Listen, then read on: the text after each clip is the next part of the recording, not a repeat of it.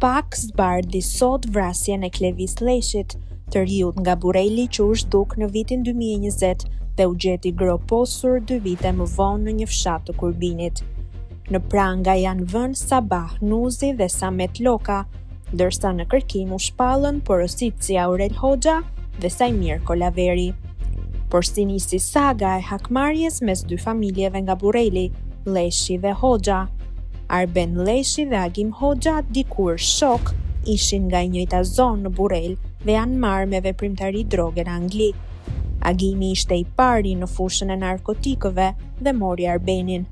Kur ky e xhelozoi sepse shoku punonte më shumë, e vrau, e futi në një makinë dhe e dogji.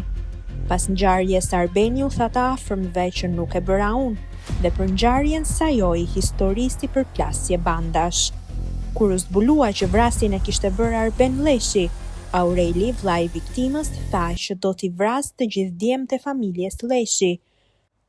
Kur u vra Arben Leshi në burg nga Sokol Mjacaj, askush nuk e mori trupin e tij të pajet nga frika e hakmarrjes dhe u varros nga shërbimet e bashkisë.